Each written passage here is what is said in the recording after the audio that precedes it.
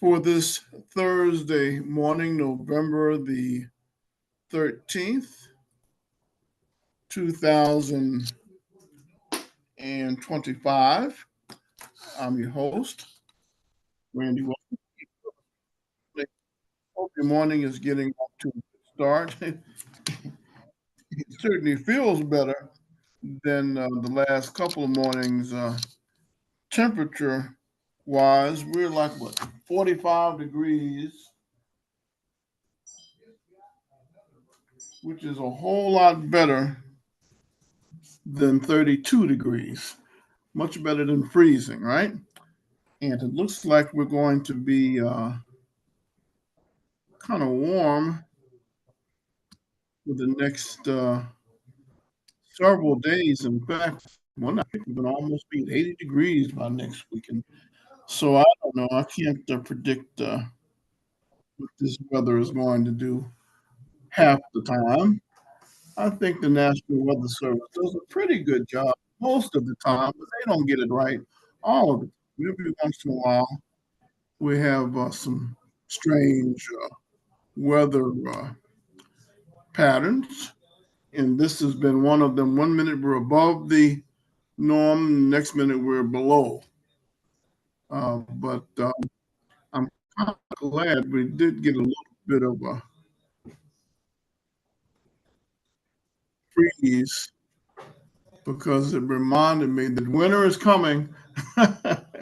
So, kind of made me prepare for it early. So I'm ready now. I don't know about you, but hopefully you are too.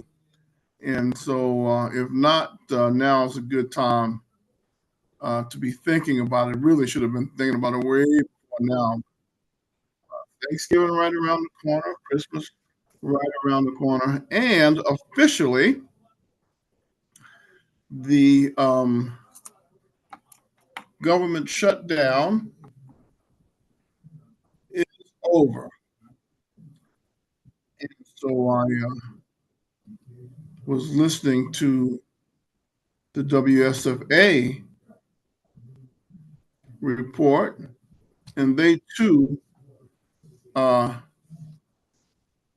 have said that there is not a specific timeline on when the money will become available for SNAP. Some states are going to get it within the next 48 hours. Some it will, take a little longer. I don't know what that means in terms of Alabama, but I will try and do my best to find out as the information becomes available and it's confirmed. Uh, the downsides to this new social media landscape is a lot of information can be published and disseminated, but that does not make it accurate. Being able to confirm uh, whether or not it's true or whether or not they're if the information is coming from the correct source, any of number of things could go wrong. I saw something earlier today on an actor that they were promoting. He died a couple of months ago. So I'm just saying that just goes to show you. And that's what we don't do. That's what professional journalists or professional broadcasters or published professional reporters, we are held to a different standard in terms of being able to confirm information. Rumors get out quickly, and that's one of the first things a good reporter learns, not to report rumors and to confirm facts. And that is not always easy. Depends on the situation. Sometimes, you have people who intentionally are misleading. I am constantly amazed at the number of people who lie. And if you study a lot of court cases, and how many times does the person start out saying one thing, and then after being pressed hard enough by a good questioner, whether they're prosecution or defense, break down and say, "Well, yeah, I lied." why, why didn't you tell the truth in the first place? Well, maybe that's just the nature of the beast. Yesterday, I left off with that halfway through the message for Veterans Day, and he had a really good message. You know, what I really liked about where he started was he said he was glad to be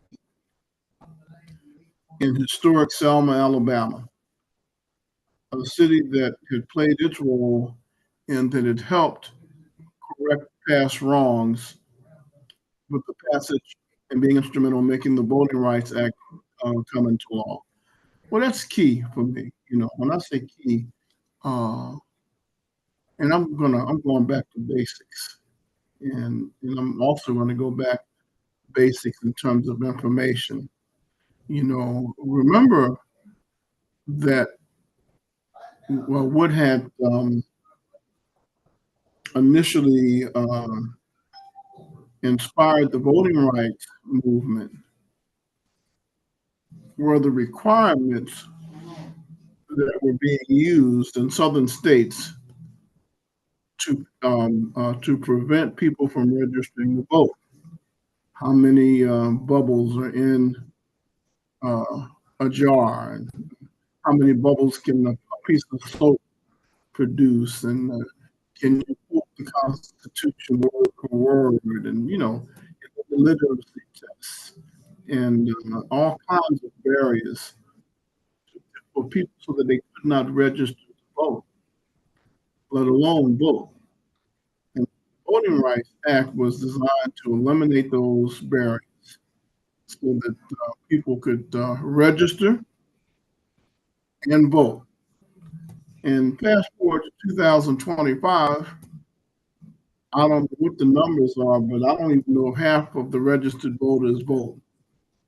After all of that trouble, after all the people that died, you know, all the blood that was shed. And again, it also brings me and reminds me of, at the end of the day, on a national level, many of the minority blocks, voting blocks, are being, in my opinion, not just exploited, but manipulated in order to shift the balance of power for one political party or another. That was not what the vote. That was not what the marches were all about. You know, the right to vote, and to be able to register to vote was about local empowerment and people being able to participate in governmental decisions and deciding who represent the community's best interests. And so now we've gone from uh, being able to register to vote to wanting to determine the balance of power. And so I think we need to take a good look at that and remember that and understand, you know, the game. On a sad note, I understand Reverend Jesse Jackson is in the hospital. He's had a degenerative condition, and it gets worse and worse. But I'll give him credit. He was here last year for Bloody Sunday in the wheelchair. You know, and I remember years ago, he was one of the few national leaders who would consistently come with the exception of Congressman John Lewis. I think Congressman Lewis may not have come one year. I've forgotten what the controversy was with some local leaders. I remember that much. I don't remember the why. You know, I'm just saying, you know, that's the nature of the beast. You know, and this thing has gotten to this, you know, politics has gone Hollywood. You know, we're Hollywood now. Photo ops. You know, every year I would be amazed at how many front lines there were on Bloody Sunday and the jockeying for position. Everybody wanted to be on the front, so they would have their picture pictures taken under the Edmund Pettus Bridge uh, sign under the name of the Edmund Pettus Bridge. So technically, the Southern Christian Leadership Conference were the original organizers, um, along with SNCC, of Bloody Sunday, of the Selma to Montgomery March that resulted in Bloody Sunday and Turnaround Tuesday, and ultimately the Selma to Montgomery March. The first commemoration of Bloody Sunday was in 1970, 5 years after the original event. And SCLC would celebrate um, Bloody Sunday every 5 years. Would be a big celebration. So, you know, um, there's all kinds of ways to study and formulate who should be, who should have been on the front line. I was always amazed at the people that would argue and bicker over who was on the front line. Many of whom never sacrificed anything, but they just wanted a photo op. So that's the whole point. Now, this political thing has turned into a circus. Who can in a celebrity pageant, you know, and so the seriousness of the intent of government and politics has been forgotten and overlooked. And proof of that is what we just came through with the government shutdown. And admittedly, by many politicians, many elected officials, in the Senate and in the Congress, admitting that the reason why they didn't vote for the government reopening and the reason why they allowed it to shut down was because it was the only bargaining chip that they had in order for them to get a particular piece of legislation through, which they did not do. And what's even more ironic for me is I had to remember, sometimes it's so easy to get caught up in in these narratives. But the whole issue of healthcare we've been grappling with that issue for decades. This is not something that just came up. And even when Obamacare was eventually passed, the Democrats were in charge for a long time. And they had an opportunity on several cycles to pass Obamacare, and they didn't then. And eventually it was passed. I've forgotten all the arguments for, against, but at the end of the day, I think a lot of us have just lost our way in terms of really what it's all about. Same thing with welfare, the SNAP, the food stamps. Now, and I know it's no sense in me not understanding and acknowledging and knowing that there's a lot of fraud that's in that too. Now, there's a lot of people that need the help. And I found too that a lot of the folks who really need it, some of them are too proud. They don't even want it. And the ones that are running a scam, they got two and three checks coming in, 2 and 3 food stamp vouchers and all that kind of stuff. So yeah, so let's not get mad when they get caught and people come and start enforcing the rules. And I'm not going to be in denial when I know what I've witnessed and have seen, and so do many of us. But we put our blinders on, and because of the narratives that we want to buy into, and we want to be loyal to our party. But the question is, are the parties being loyal to us? Hmm. Anyway, so I'm going to finish this last half of the speech that was done on Veterans Day. And before I do that too, because he talked about a lot of Alabama veterans and what they had gone on to do, and the fact that veterans make a major contribution. Well, Oh, okay. I was, but there, there you go. Yeah, there you go. Um, I'm mindful of the fact that many of the leaders of the voting rights movement were veterans. Um, Mr. Sampson Crum Sr. was a veteran. He was an intelligence officer. A lot of people may not know that. You know, I could go down the list, and we had veterans from World War One and World War II. They were the ones that founded the local political organization, African Americans that founded the local political organizations and did a lot of the organizing. They were veterans. And Mr. William Rahid has done an excellent job on documenting uh, who many of those people in Selma and Montgomery were. Montgomery, the same thing. A lot of the leaders in the civil rights movement in Montgomery and the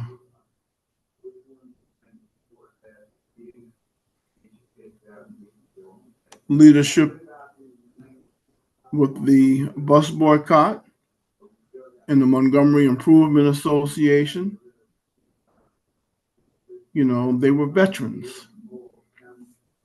And so, but he touches on some other aspects of the veterans. And so let's listen to the last half of his speech. Could you fly 6 sorties in a P-47 from your boat?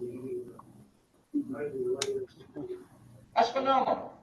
You got to be about 24 years old right now just to become a fighter pilot in the United States Air Force. Anyway, Teal died when he was shot down in France in August, and he's buried in Collabos Shore Cemetery overlooking Normandy Beach. His parents, back in Howard and Tula Teal, they offered to bring him home after the war, and they said no. Leave him in the cemetery with his fellow soldiers and airmen. Army Corporal Charles Saunders, a hero of mine, he was an end on that same football team. He was a military policeman. He fought in the Battle of the Bulge.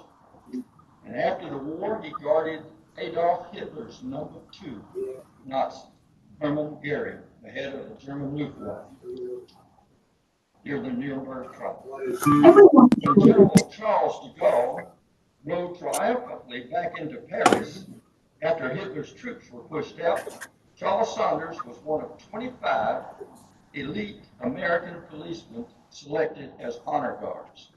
And we did an interview with Charles Saunders, and we taped it, and we sent it to the Library of Congress. And I asked Charles, I said, how were you considered elite? And he said, young man, I had a high school education, so I was elite. He said, most of these young boys didn't have one. They dropped out to work on the farm. Anyway, post-war, Charles got a degree in education, and he taught school, and he ultimately became a principal at 4 different schools. His first principalship was at a school called Parish High School in Selma, Alabama. And he was also the first headmaster of Morgan County. He later was principal at Central of Phoenix City, and then he was principal of Charles Henderson High School in Troy. Now, when he was in Troy, there was a reluctance to integrate the schools. And Charles worked with Judge Frank Johnson of Montgomery, and he worked with the citizenship of Troy, and they had a smooth transition to integrate the schools of Troy, thanks to my friend Charles Saunders. I have a special forces friend, Jim, right here, Jim Phillips. He's from our church. He's drove down here this morning from Yonkers. Y'all believe that?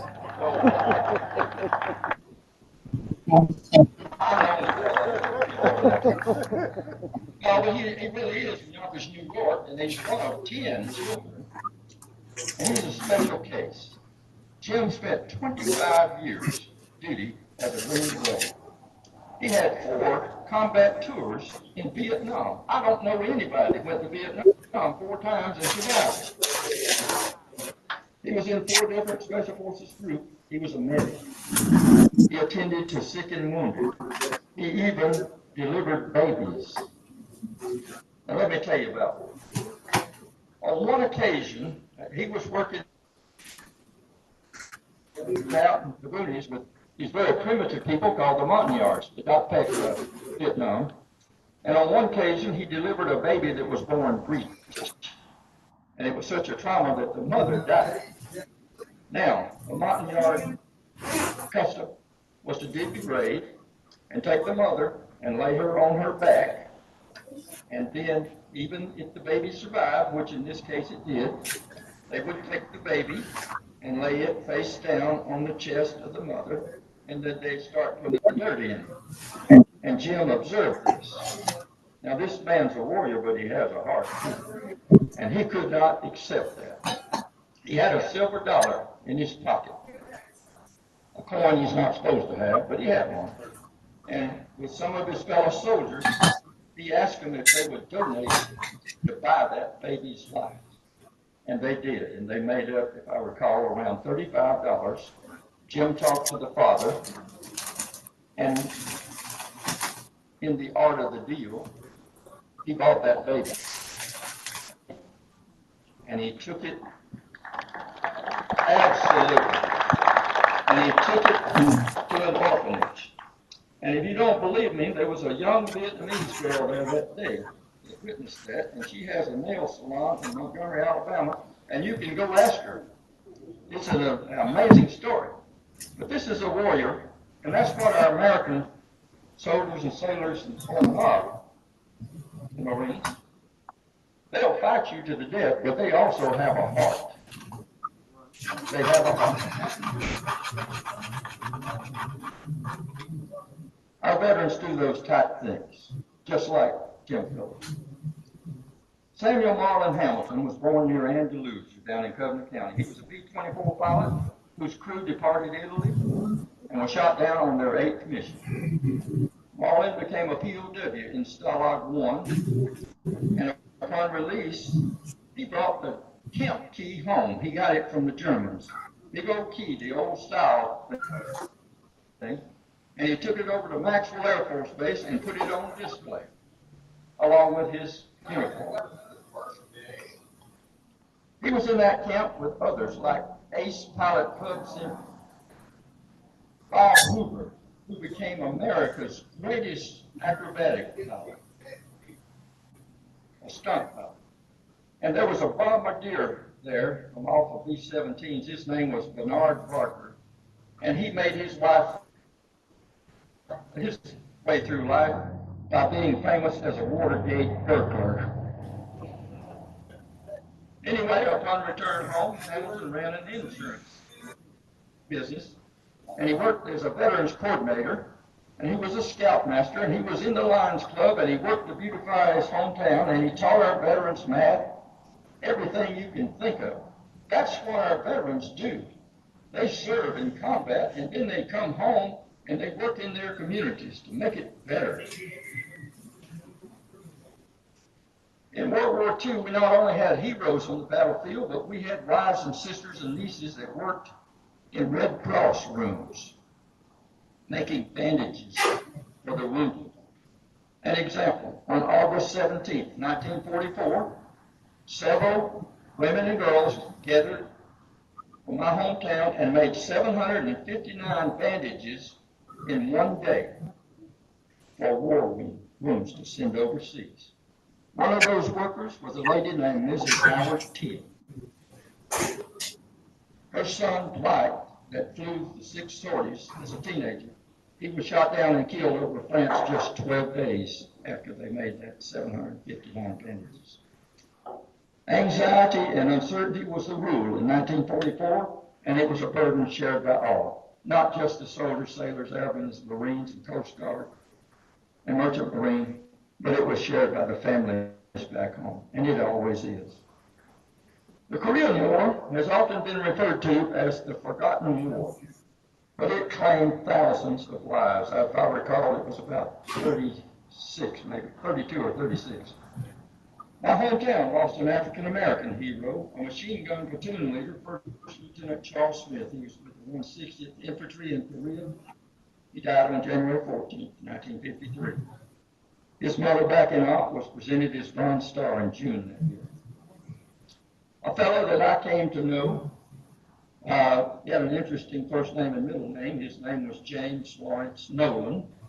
He was from Roanoke, Alabama. He enlisted in the military in 1942, and he served in World War II, and he was a forward observer spotter in the Korean War. He was decorated with the Silver Star and many other decorations. Now, he came to our town as a head football coach. Charles Saunders certified him to be a principal later, and then he became superintendent of the school. And he was later elected mayor of the town. He was an amazing civil servant who, because of his coaching ability as a high school football coach, is now in the Alabama High School Athletic Association Hall. You can look him up. I like his first name and middle name. When I started school, he called me in and he said, James Lawrence, that's my name. He said, I expect somebody. Well, I hope I didn't disappoint him. Other than the more than 52,000 deaths, Zippo lighters, jungle rock, and the infamous song, "We gotta get out of this place if it's the last thing we ever do." Anybody hear that in Vietnam? That was the most famous song. Excuse my voice. Anyway, memories of the Vietnam War were what many wanted to forget. It was a war that divided us as a country. My hometown lost 4 soldiers. That's a town of less than 5,000.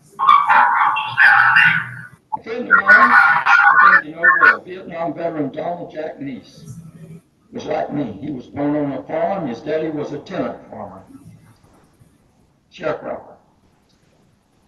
He worked in the fields and he worked in a textile mill for 50 cents an hour. When he joined the Air Force, Neese tested so well that he was sent to Yale. The Air Force said, this man has a brain. He only had a high school education. Well, he went to Yale to learn how to speak and decipher Mandarin Chinese. And he became a spy against the communist Chinese. He rode in the back of a C-130 and he listened in on their military communications, passed it back to the CIA and the NSA. He later became a C-130 pilot and he flew in Vietnam. Anybody ever hear of Khe Sanh, the Marine outpost? Donald Neese landed a C-130 there 186 times. And almost every time, mortars were coming in and out. They blew out his front tire. On one airdrop in Cambodia, resupplying the CIA, he had an engine shot out. His plane caught on fire. He took a bullet in the ankle, and he continued around, made a go around, and came back, made a perfect drop to that CIA outpost. Silver Star, Distinguished Flying Cross, Purple Heart. That's the type of people that we have. He was later assigned to the Air Staff at the Pentagon, and he debriefed returning POWs and Soviet defectors. Because of his Chinese language skills, Neese was chosen to accompany President Richard Nixon and Secretary of State Henry Kissinger to China on diplomatic trips. Ping-pong diplomacy. You remember hear that? Well, the Air Force wanted to promote him, and I'm sure he'd have been a general, but he decided to leave the Air Force and seek a civilian job. So he retired and became head of European sales for Lockheed Corporation. They make C-141s C-130s, and all kind of aircraft. While in Europe, in England, he became friends with Queen Elizabeth and her husband, the entire royal family. In fact, I think Princess Di probably had a little thing for Tom Lee. She just never did tell us that. But anyway, you know her tragic story. And she decided that she was going to have a public appearance and announce that that was her last public appearance. She was going to withdraw. She asked our niece from Alabama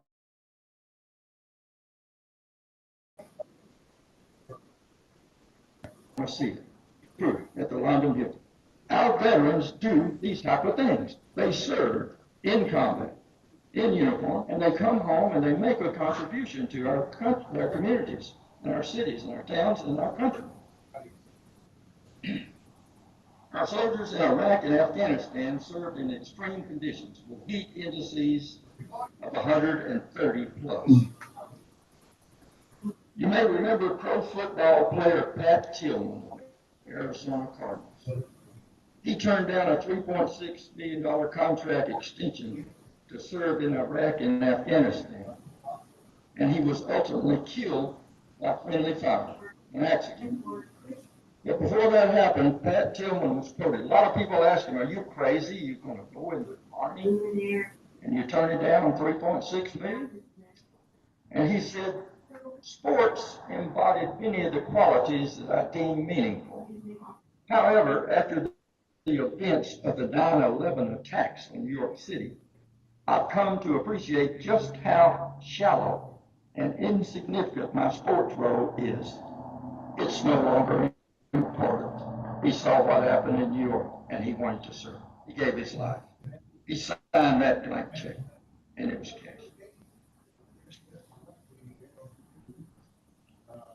A classmate of mine in high school named Eddie Ellis.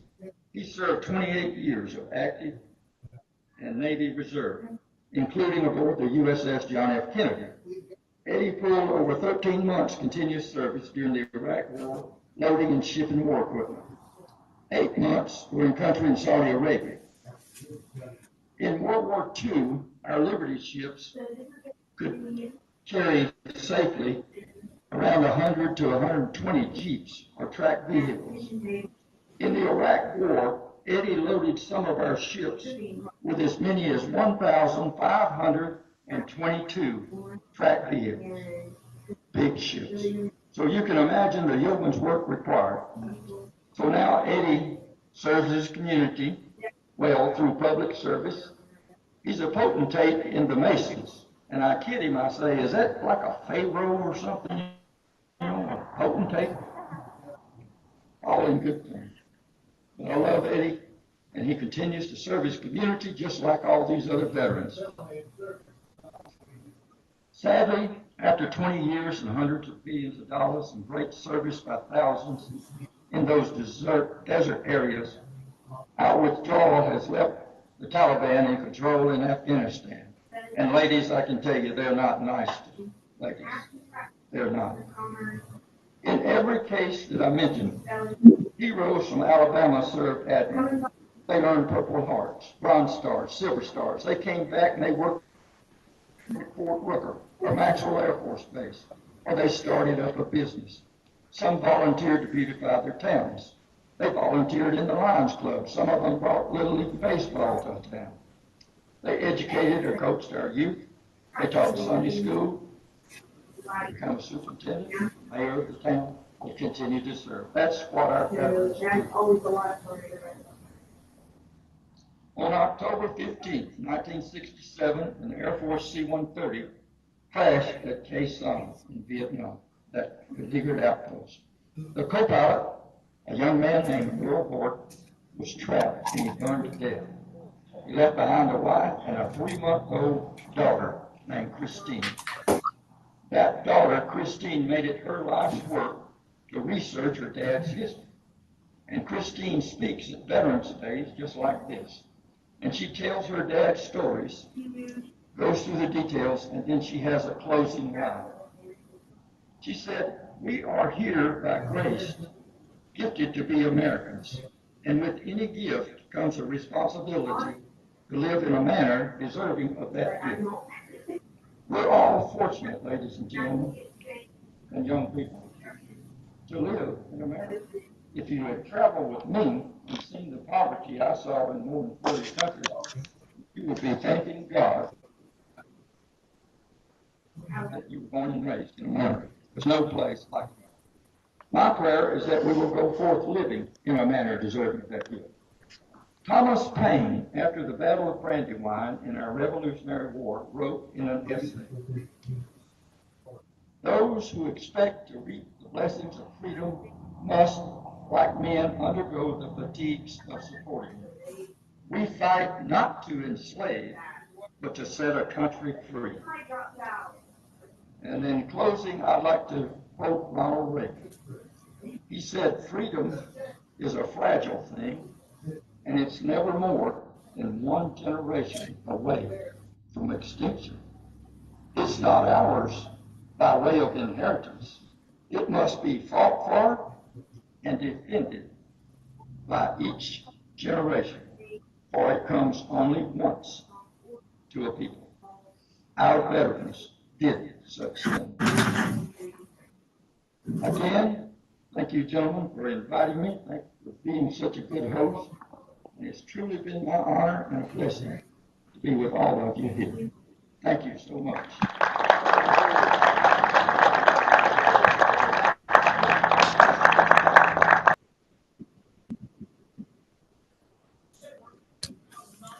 And that was the Veterans Day address that was given on Tuesday at Memorial Stadium. And again, it was very well attended. And as he talked about, the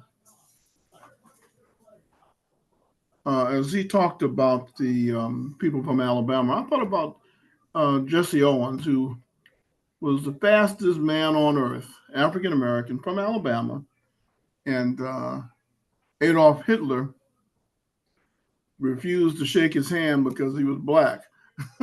Because Adolf Hitler was saying that the Germans were superior.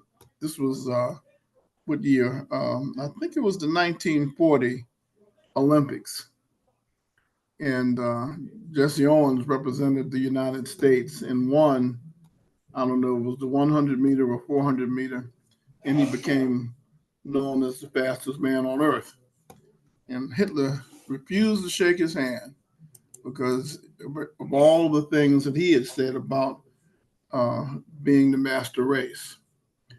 And, it's just interesting to see today, to look in New York and,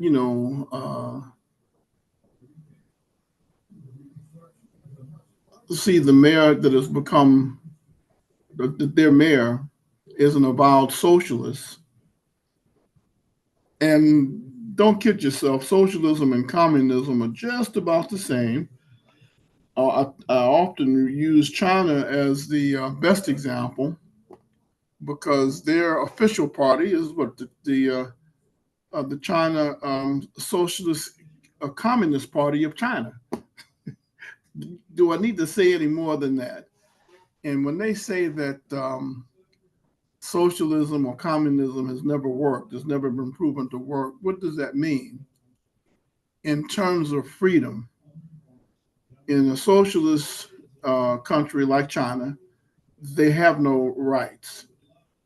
Freedom of speech certainly is and freedom of speech, freedom of religion, all the other things that we take for granted are not allowed in China.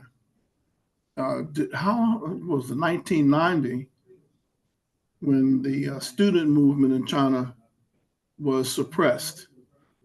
Have we forgotten the image of the tank that was getting ready to run over the student in Tiananmen Square because the Chinese students were trying to uh, um, initiate some form of freedom and free speech? They were singing "We Shall Overcome" in Tiananmen Square in 1990, and There were some people that were killed, I understand, and certainly imprisoned, and a few escaped.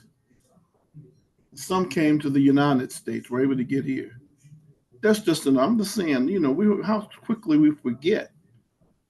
And this socialism does not allow for freedom of speech or any type of freedom that is not if they hadn't gotten the approval or the nod of the government. And communism is even stricter. At the end of the day, they both advocate the government owns everything, not a percentage of something, or not one or two of companies, everything.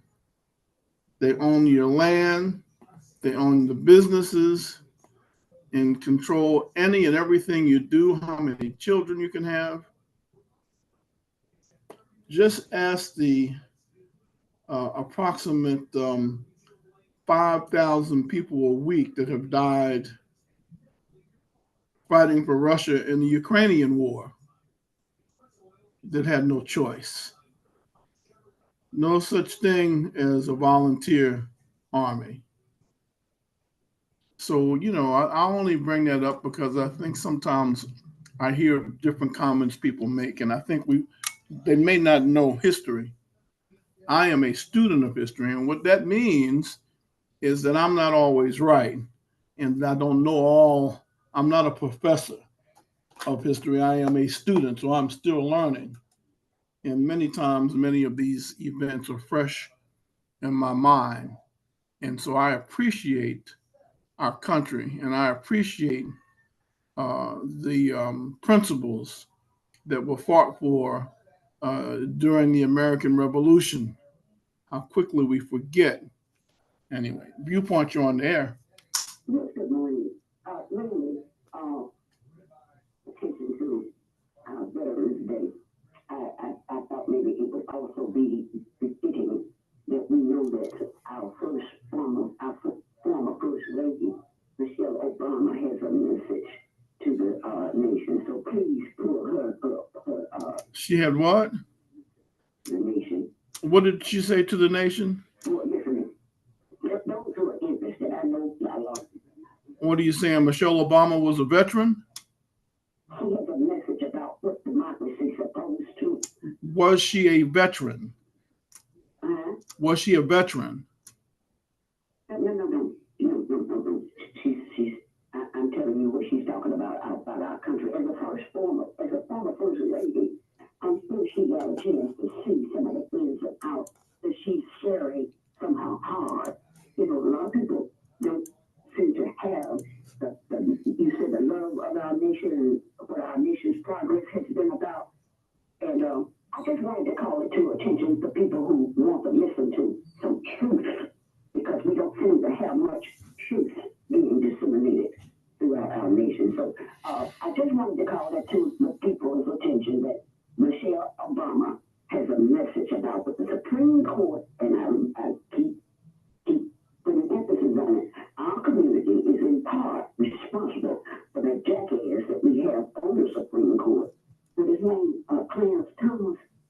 So anyway, I just know for fact what I say, and I just wanted people to be aware that Mrs. Obama is sharing, the former First Lady is sharing a message to the nation. Thank you. I wish the Bushes would speak up, because I know that many of the people in Selma had a relationship with George Bush, and they played with George Bush when he was stationed over at the Maxwell Air Force Base. So I know he spent a lot of time with Gene Sullivan, because I would talk with her often. She and I would have a lot of conversations. She was responsible for getting George Wallace in order to send my sister rather, to North South Carolina, where she needed some surgeries from her accident that she had in Pennsylvania. So anyway, I know a lot of history about some of the people who worked with this community, who worked against this community. So it's a reckoning time, really. It's a reckoning time, and I just wanted to call that to people's attention. Oh, I got to call the mayor, because there's some things that I need to do. But anyway, we are going to make sure that people awareness is out there.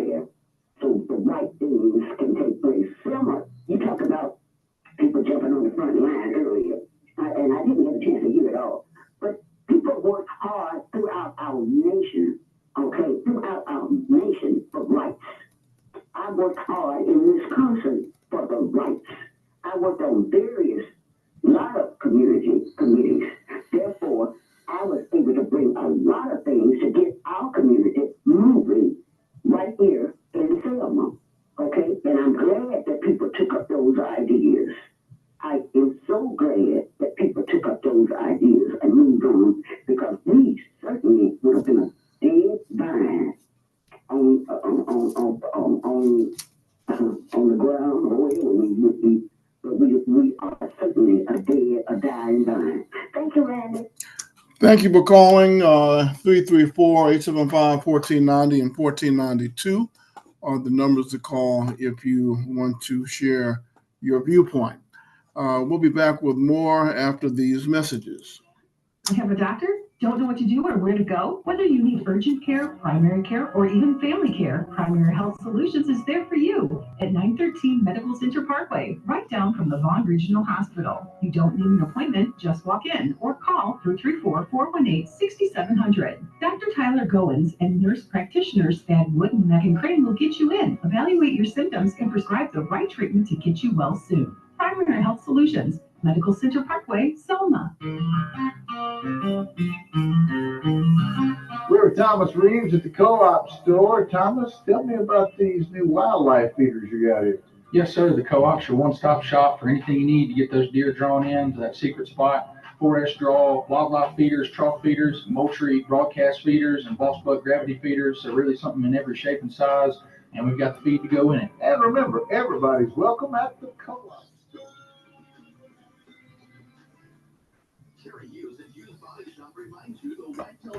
Just damn it.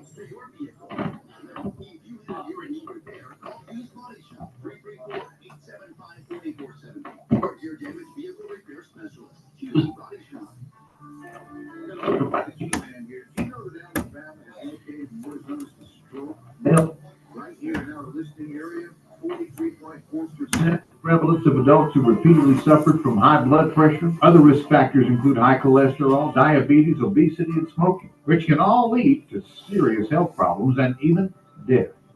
I was one of those who used to pay very little attention until I had another heart attack and had a really hard time walking due to blockage in my circulatory system. I thank the good Lord every day that my physician referred me to AVS, Alabama Vascular Specialist, for Dr. Ralph Red, Dr. Irwin White-Giddens, and Dr. Richard Tan. Lead a team of professionals that truly care about their patients and get to the root of their patients' vascular problems. Then provide the care needed to get them on the road to recovery. If it weren't for AVS, I don't know if I would be here talking to you today. 334-801-9952. Check them online at alabamavascularspecialist.com.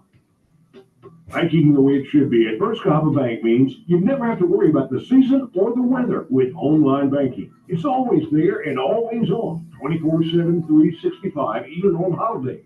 I'm Richard Walters, president of First Cahaba Bank, here to let you know that all of our online banking resources have been invaluable to our First Cahaba customers. Although our lobbies are open, personal and business customers have discovered how convenient and easy it has become to manage financial resources without having to come inside the bank. And all of our online services, including mobile banking app, are free. Visit firstcahaba.com to get all of the information, or feel free to call any of our locations in Selma, Troy, or Gulf Shores for any questions or information. Banking the way it should be at First Cahaba Bank means we are constantly focused on the very latest technology for customer convenience and overall satisfaction. We would love for you to join our growing community bank family. First Cahaba Bank, member FDIC, equal housing lender.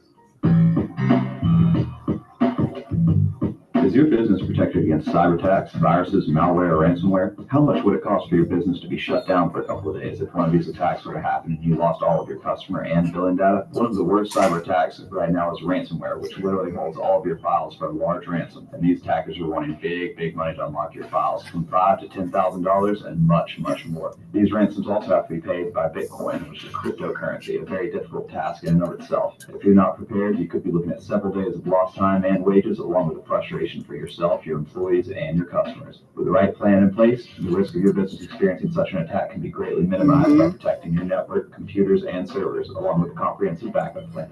Computer and Data Network Services has the tools and the experience to custom tailor a solution that best fits your needs. Call us today for an appointment to discuss what we can do for you. Call us at 334-874-8324. That's 334-87.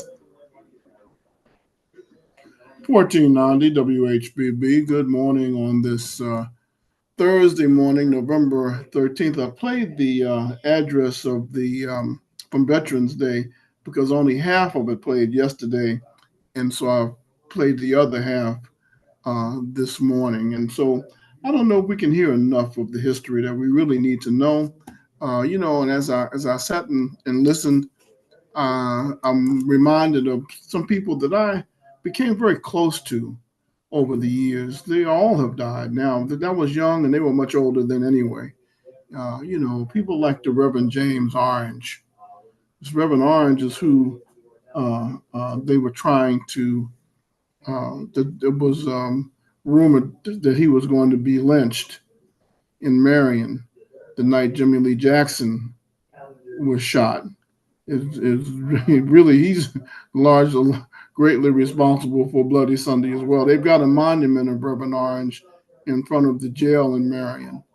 And the other person that I became very close to and got to know really well was Dr. Reverend C.T. Vivian. He's the guy that, Jim Clark hit because Reverend Vivian called him a Nazi. But anyway, that's another story. Let me take this quick break and then try to take this real last call quickly. Considering home renovation, restoration, or construction of a brand new home from the foundation up, it's very important that you choose the right contractor from the start. That's why you should contact Steve Johnson at Renovation Plus. Renovation Plus specializes in all phases of home repair, paint, and remodeling. Take down this phone number, 334-412-1939. Steve Johnson at Renovation Plus, licensed, bonded, and insured. Listen to this, Renovation Plus customer. This is Sandra at Cornerstone Realty. He works very well with his client.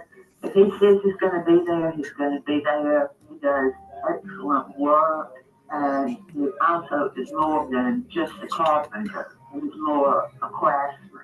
Steve at Renovation Plus will respect your home, clean and neat with minimal disturbance during construction. Call Steve at Renovation Plus, 334-1490 WHBB. C.T. Vivian was a genius. He created Upward Bound that later became Talent Search. And Reverend Orange became very disillusioned with a lot of the so-called leaders when he tried to help build a clinic in Africa. And the people he thought should have helped him, that he had helped for years in Selma to do some things, turned them down. Viewpoint, you're on the air. Good morning, Randy. Yes, sir. We got about a minute. Sorry. I hear about this government shutdowns over there. Is that true? Shutdowns? Yeah, the government got to open up or shut down? No, they're open. It's open. President Trump signed the legislation last night, so the government is reopened. You mean to tell me about that Democrats that finally opened their eyes? Well, 8 of them did. And 6 voted in Congress with the Democrats yesterday, but they're catching a lot of fire. Somebody better go hide. I know that's right. We're out of time. Call earlier next time, please. Thank you so much. Thank you for calling. Stay tuned for Fox News up next on WHBB Selma. I'll see you tomorrow morning, the good Lord willing. It's 9 o'clock. The government is back open, but the damage has been done. I'm Dave Anthony, Fox News. The shutdown slowed the economic growth. Right now, I think we're looking at GDP in the fourth quarter about 1.5% lower than it would have been if we didn't have the shutdown. Kevin Hassett, director of the White House Economic Council, also